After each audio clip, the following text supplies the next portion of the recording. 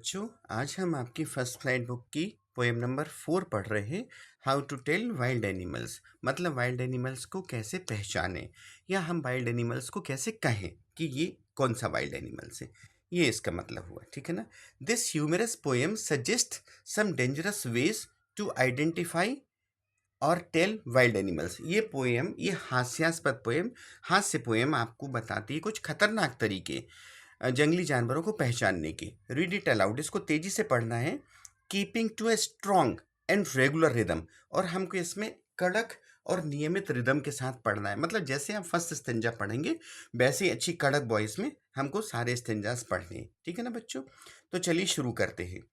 If ever you should go by chance to jungles in the east, यदि कभी आपको मौका मिलता है जंगल में जाने का पूर्व की तरफ। And if there should be to advance, और यदि कोई आप पर आगे आ रहा है, आपके सामने आगे आ रहा है।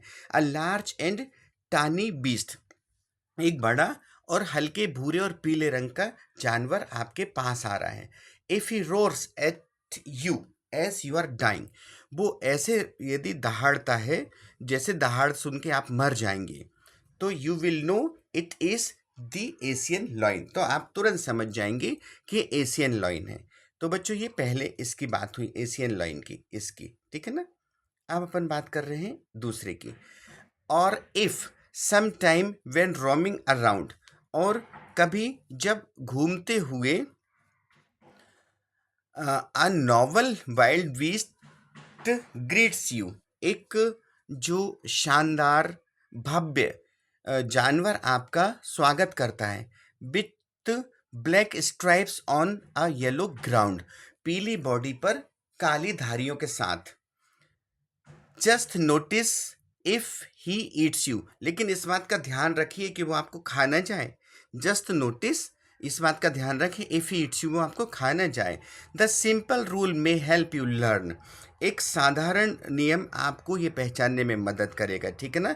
The Bengal tiger to discern, तो ये बेंगल टाइगर है पहचानने में, ठीक है ना। ये बेंगल टाइगर की बात हो गई इसकी। अब इफ स्ट्रॉलिंग फोर्थ, आगे टहलते हुए, अ बीस्ट यू व्यू, एक जानवर आप देखते हैं। Whose hide with spots is peppered, जिसकी जो है ना खाल वो काले धब्बों से भरी पड़ी हुई है। As soon as he has leapt on you, जैसे ही वो आप पर झपटता है, you will know it is the leopard, आप तुरंत समझ जाएंगे कि ये लेपर्ड है, ये तेंदुआ है। Twill do not do no good to roar with the pen, अब आपको जो बच्चों यहाँ पर ट्विल का मतलब रेखीय होता है, तो यहाँ डू नॉट गुड तो मतलब अब आपके भाग्य में कुछ नहीं हो, कुछ अच्छा नहीं होगा। To roar with the pain मतलब आपको दर्द से चिल्लाने पर, कराने पर कुछ नहीं होगा। He will only lap and lap again, वह आप पर बार बार हमला करेगा। तो ये है, ये हमारा है लेपर्ड तेंदुआ। अब अगली बात करते हैं अपन यहाँ पर। If you are walking round your yard, यदि आप अपने आंगन में वॉक कर रहे हैं, घूम रहे हैं। You meet a creature there, वहाँ आप एक प्राणी से मिलते हैं।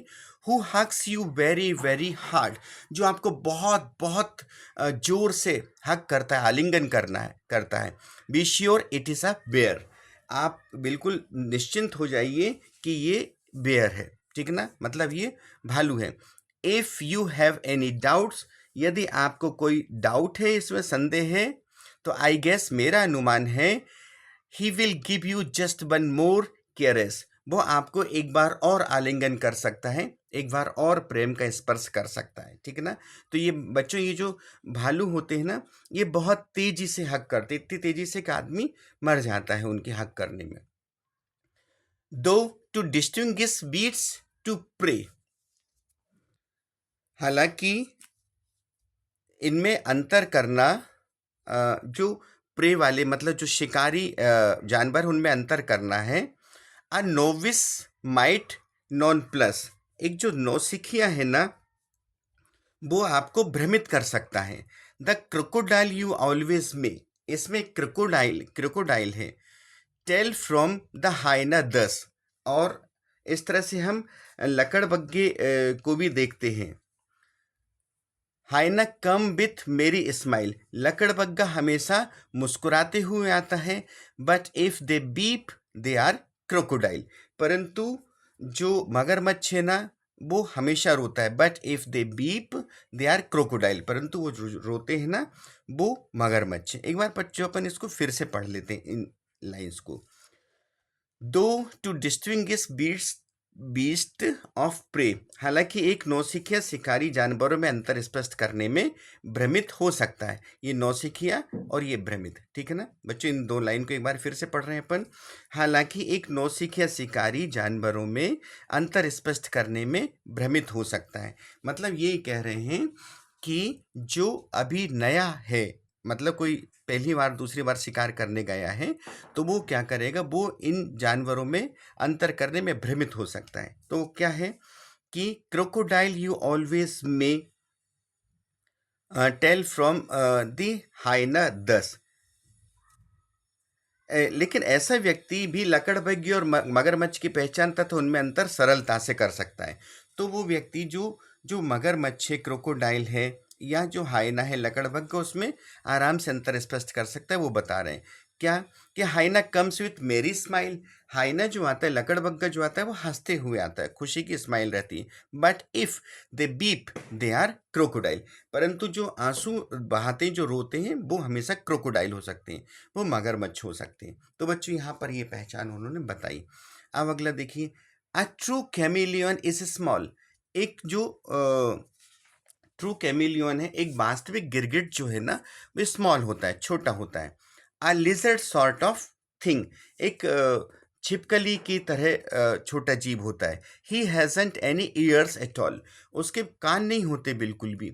And not a single wing, और एक भी कोई भी पंख नहीं होता।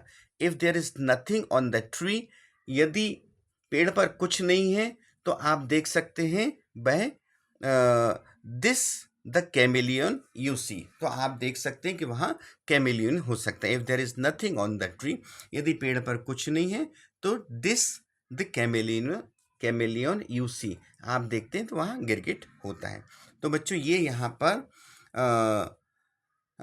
कैरोलिन वेल्स ने जो पोएम लिखी थी उसके पूरे जो how to tell wild animals हैं वो पूरे यहाँ पर अपन ने देख लिए हैं। बच्चों इनके मीनिंग्स भी मैंने यहाँ पर अटैच कर दिए हैं, जो जो भी मैंने अभी आपको बताए थे वहाँ पर उनको साथ में लाना पॉसिबल नहीं था, तो मैंने अलग से ये मीनिंग्स का एक कॉपी बना दी। तो जब भी आप देखेंगे तो ये मीनिंग्स आप इसमें से देख सकते हैं, इसका स्क्रीनशॉट भी आप ले सकते हैं। ठीक है बच्चों, तो अब हमारी ये पोएम नंबर 4 भी पूरी हुई। आशा है आप इसको अच्छे से पढ़ लेंगे और इसको समझ में भी आया होगा। तो हम नेक्स्ट वीडियो में इसको क्वेश्चन आंसर इसके करते हैं। Till then bye bye.